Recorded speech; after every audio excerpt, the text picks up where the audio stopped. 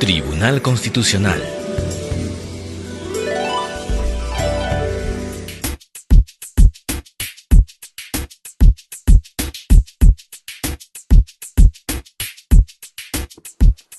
Audiencia pública de pleno jurisdiccional del Tribunal Constitucional, Lima, 30 de marzo de 2016, presidida por el magistrado señor Manuel Miranda Canales, integrada por los magistrados Marianela Ledesma Narváez, Óscar Rubiola Jani, Ernesto Blume Fortini, Carlos Ramos Núñez, José Luis Sardón de Taboada y Luis Eloy Espinosa Saldaña Barrera. Secretaria relatora, doctora Janet Otáralo Santillana. Señores abogados, señores justiciables, público en general, muchas gracias por el saludo. Pueden tomar asiento.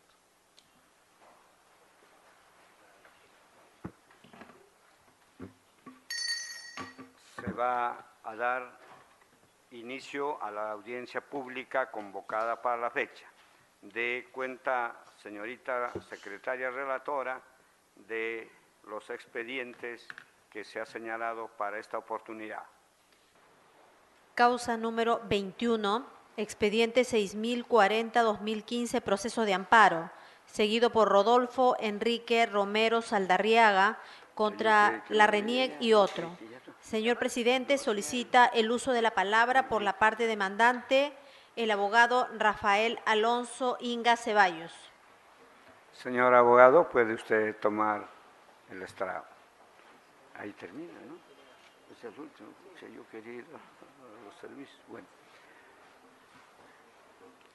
Señor abogado, puede hacer usted uso de la palabra a efecto de realizar la defensa de su patrocinado. Lo escuchamos con mucha atención. Señor presidente, señores vocales, ante todo, muy buenos días. Me trae acá el recurso de agravio constitucional que he presentado en nombre de mi representada. Y en este caso me permito llamarla representada porque es una persona transexual que está solicitando el cambio de nombre y de sexo y nombre masculino a femenino. En ese sentido, me permite a ustedes identificarla en lo sucesivo cuando en el transcurso de mi ponencia en sentido femenino. En ese sentido, vuelvo a señalar, y haciendo un poco de historia, es un varón nacido biológicamente que por decisión propia decidió someterse a un proceso quirúrgico de cambio de sexo. Para esto es bueno señalar que cuando una persona se somete a cambio de sexo, sigue ante todo un informe psicológico, un informe psiquiátrico, a efectos de determinar que la decisión que va a tomar efectivamente es la decisión correcta. En ese sentido, esta persona hizo todo este proceso en Francia, en el cual estos informes, que también constan en autos, determinó que efectivamente era una persona que debía someterse por sufrir de lo que se llamaba una disforia de género a un proceso de cambio de sexo. Es así que ella, y vuelvo a señalar, decide autodenominarse en ese sentido como Ana Romero Saldarriaga. Pero obviamente eso era en el sentido de hecho, pero faltaba legalizar tanto ese cambio de nombre y de sexo. Es así que nosotros acudimos a los tribunales peruanos y en un proceso de acción de amparo, que consideramos la vía precedente por ser un proceso residual, ¿no?, planteamos esta demanda de cambio de nombre y de sexo. Hemos de señalar que en primera instancia el juez señala procedente y fundado nuestro pedido señalando el cambio de nombre y de sexo. Para esto es bueno precisar que en el transcurso de este tiempo se dictó una sentencia del Tribunal Constitucional, la 139 de 2013, en el cual precisamente yo patrociné esa misma causa y precisé de una mujer transexual que el Poder Judicial le había otorgado el cambio de nombre de masculino a femenino, ¿no?, y en un segundo proceso de cambio de sexo le negó el cambio de sexo, señalando y precisando que ya en el tema del cambio de nombre de masculino a femenino ya estaba garantizada la identidad, ¿no? En ese sentido, lo que señala la sentencia es que se aparta de este criterio por considerarlo que el propio tribunal, ya en anteriores sentencias, como la 4853, se había apartado de este criterio, señalando y precisando que ante todo los jueces deben velar por los derechos de las personas. Y si en este caso el juez es un juez muy aparte de la categoría que tenga, es un juez constitucional y debe velar por los derechos de la persona. En ese sentido puede apartarse de este criterio, ¿no?, y señalar precisamente que es estable el cambio de nombre y de sexo.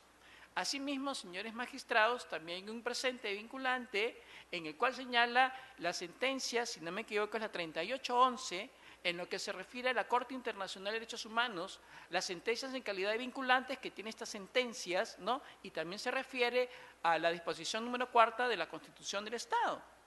En ese sentido, es de señalar que existe la sentencia que siguió ante la Corte la ex magistrada chilena, Atala Rifo, contra el Estado chileno, en el cual demandaba la tenencia de sus hijas. Se le demandó al Estado chileno porque le negó el derecho a la tenencia de sus hijas por ser lesbiana. La sentencia de la Corte señaló y precisó que el Estado debe darle digamos, la tutela a esta persona, ¿no?, a la ex jueza Atala, señalando y precisando que a futuro todos los estados deben velar por el principio de no discriminación. Seguimos, señores magistrados, señalando que el juez, amparados en todos estos argumentos, emite su sentencia, ¿no? Esta es apelada por RENIEC, sube a sala. La sala lo que indica básicamente no hace un análisis preciso o profundo del tema. Lo único que señala y precisa es que no es la vía adecuada y que para un cambio de sexo solamente vale una rectificación de partida, cuando todos sabemos que una rectificación de partida es precisamente cuando existe, ¿no?, cuando existe, digamos, se ha señalado equívocamente el sexo del nacido. En este caso, la sala argumenta eso, dice, no, si es un cambio de sexo, es una rectificación de partida. Si es cambio de nombre, puede irse a la vía civil, cuando nosotros sabemos que en la vía civil no existe una legislación que argumente y precisa que el cambio de nombre de una persona transexual pueda verse en vía civil. Es así que nosotros, en virtud del recurso de agravio que presentamos, señalamos y precisamos que los argumentos de la sala no son suficientes, no son argumentativos en tema de derechos humanos. ¿Por qué? Porque acá se está violando de una persona que por decisión propia ha decidido ser una mujer. Es así que nosotros adjuntamos sus antecedentes penales, judiciales, homonimia, ¿no?, precisando y señalando que no debe nada a nadie. Es una persona libre, no tiene ningún tipo de requisitoria, no tiene tipo de deuda, nada, absolutamente, no le debe nada al Estado, no debe nada a nadie. Es una persona que por voluntad propia ha decidido ser ahora una mujer. Entonces, los argumentos de sala no nos sustentan, ni argumenta eso, solamente va por la vía y por la vía. Cuando nosotros señalamos y precisamos que precisamente ya ha habido precedentes en este caso. El propio Poder Judicial, como de su conocimiento, ya se ha pronunciado con respecto al cambio de nombre y de sexo. Es el propio Poder Judicial que se ha pronunciado. Entonces, la sala no argumenta esto, la sala solamente señala no es la vía adecuada. Entonces, causa agravio porque se está violando no solamente el derecho de llevar el derecho a la identidad, el derecho a la salud, el derecho a la persona a ejercer su propia sexualidad, en este caso por una autodeterminación de ella, y vuelvo a referirme en la condición de ella, porque ella dejó de ser un varón para ser ahora una mujer. En esos considerando, señores magistrados, creemos que debe ser declarado el recurso de agravio constitucional que hemos presentado. Muy bien. Hecha la exposición del señor abogado, 2 magistrados han solicitado el uso de la palabra para su intervención. En primer lugar, el magistrado doctor Carlos Ramos. Presidente, sí, mire, usted sabe que el Tribunal Constitucional, no por esta conformación, pero el Tribunal Constitucional como tal, tiene una posición o ha tenido una posición al respecto, ¿no es cierto? El caso PEN, el caso Karen Machuca, que no han sido, digamos, favorables a las peticiones. ¿Qué le hace pensar que es necesario que el Tribunal Constitucional, que está en la potestad de hacerlo, debe cambiar ese criterio? Hablamos de una persona, ¿no?, que tiene todos los derechos como tenemos todos nosotros. No existe una ley de identidad de género como existen en otros países. Otros países basan, ante el pedido de una persona transexual, su pedido de cambio de nombre de sexo en base a una ley de identidad de género. Lamentablemente no existe acá eso. Yo creo que el tribunal debe analizar en conjunto la situación de estas personas, que no solamente es esta persona, y vuelvo a señalar, de Ana Romero, porque así ya se autodetermina, sino de muchas otras personas que están detrás de ella, que tienen la condición de ser personas transexuales, que no tienen ahorita una identidad, porque ella tiene toda la apariencia femenina y, sin embargo, cuando piden documentos o sencillamente cuando va a un servicio higiénico y determinan algo, tiene que ir al baño de hombres, o si no, cuando la llaman por un determinado nombre, y vuelvo a señalar, quizás sacar una anécdota, hizo un préstamo para el banco y el banco, cuando determinó y vio sus papeles y su documento, le pidió un examen ginecológico o un examen conocido como Papa Nicolau, para determinar que efectivamente, a pesar que ella señalaba que era una mujer, para que determine que efectivamente se trataba de una mujer. Esas condiciones denigrantes es la que sufre todas estas personas. En este caso, Ana Romero sufre todo eso, ¿no? Entonces, es una cualidad que tiene en este caso el tribunal, precisamente de enmendar quizás, o hacer un análisis más profundo de esta situación que sufren todas estas personas. Ana Romero es una de tantas que sufre esta situación. Sí, el doctor Espinosa también ha pedido el uso de la palabra, pero en primer lugar a la doctora Marianela Ledesma. Gracias, presidente. Efectivamente, no es una novedad, ya la Judicatura Ordinaria se ha pronunciado sobre el tema del cambio de nombre. El caso de Lamin Timoco es una causa expedida por el 16 Juzgado Civil, y en la que se aceptaba el cambio de nombre, y eso es un hecho público y todo. El asunto es que si el cambio de nombre también configuraba el cambio de sexo, entonces a nivel registral y todas las implicancias. Entonces, yo más bien le quería plantear la pregunta orientada a que si ya hay un camino legal, ya le estoy diciendo, por lo menos es un caso en el que a mí me ha tocado revisar y mirar muy directamente en el 16 Juzgado Civil de Lima, hace 6 años, caso Lamin Timoco. Pero lo que quería plantearle la pregunta es, a la luz de esos casos, y no sé de otros casos que podrían darse en la justicia ordinaria, se hayan dado, si es que la RENIEC ha implementado un procedimiento para el tratamiento de esos casos especiales en los que, bueno, sale de toda la lógica, ¿no? Eso es lo que le quería preguntar, si es que de repente en estos casos tienen ya de repente un camino administrativo que se ha dado para la inscripción o las rectificaciones o estos temas, ¿no? O estaríamos hablando de un tema de inactividad o de omisión por parte del Estado para regular, por lo menos en una parte de observaciones, este tipo de nuevas identificaciones que se están dando a la luz de las decisiones judiciales como la que he señalado, ¿no? Entonces, esa era mi inquietud que quería plantearle para saber si ha tenido de repente alguna experiencia en ese aspecto. No existe un procedimiento administrativo, ¿no?, para el cambio de nombre y de sexo de personas transexuales. La RENIEC no ha implementado absolutamente nada de eso. Prueba de ello es la propia contestación de la demanda. La contestación de la demanda no indica ni precisa que existe una vía administrativa donde estas personas pueden acudir.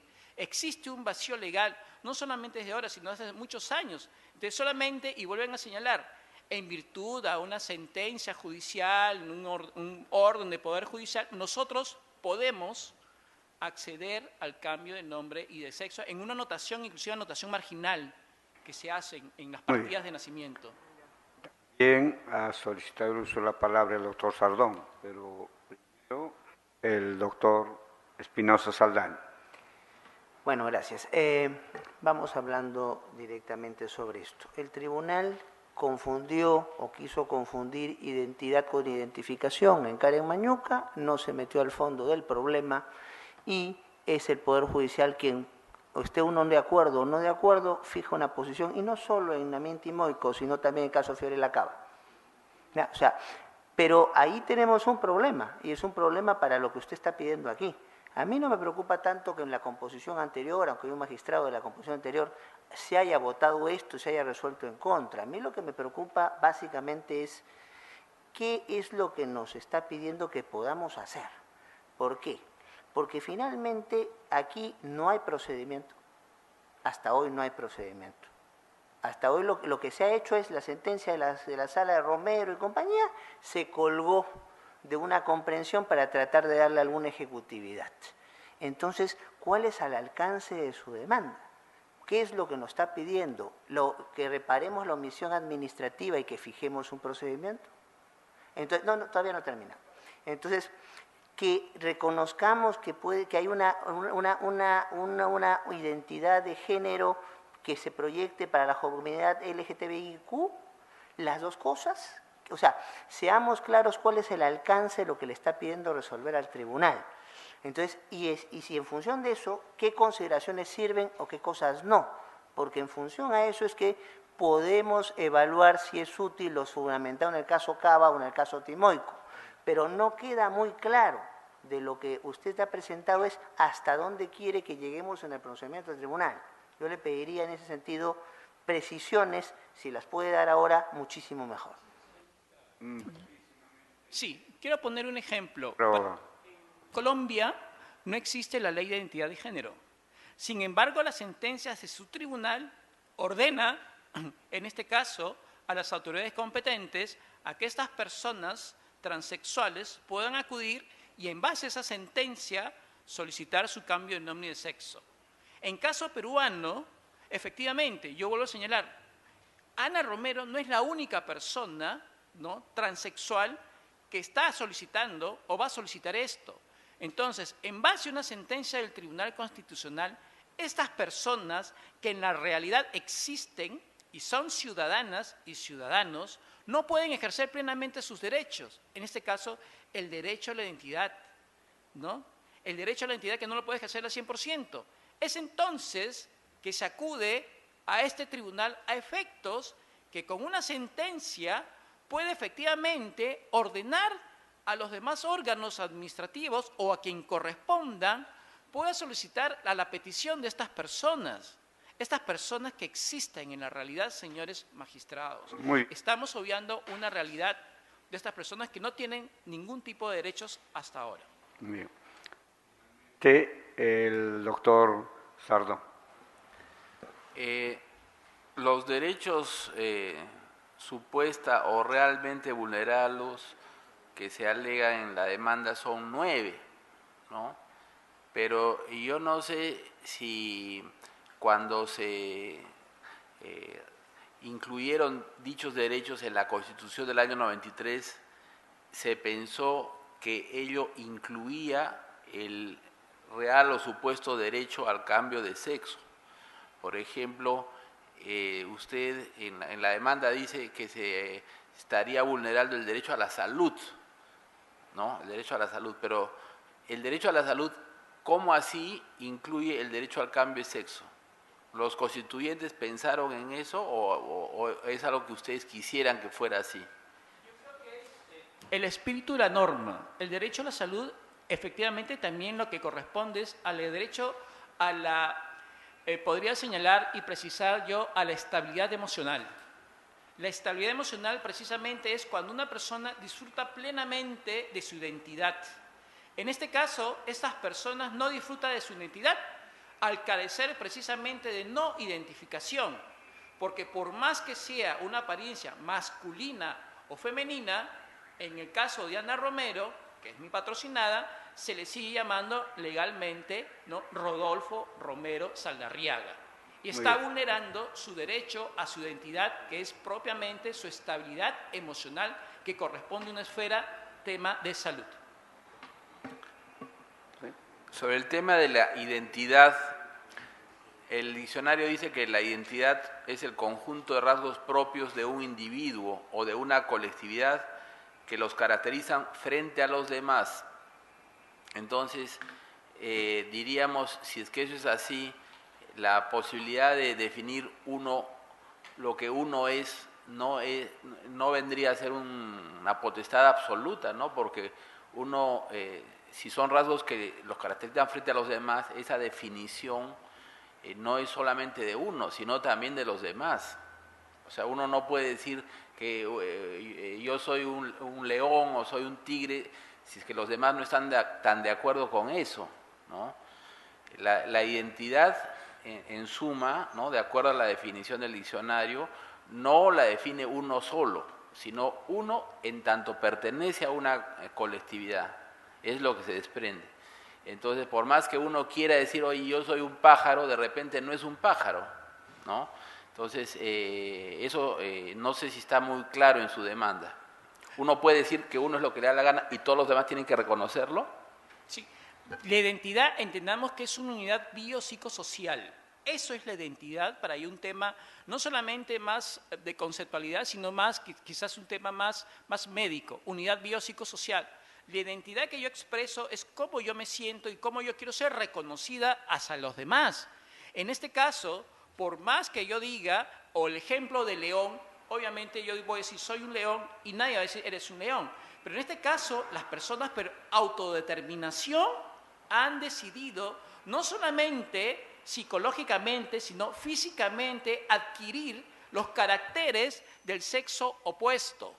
En este caso, Ana Romero ha tenido y tiene los caracteres del sexo femenino por decisión propia, ¿no? Por decisión propia. Y en este caso es su derecho a que la colectividad la reconozca como es una mujer por decisión propia, valiendo su derecho a la identidad.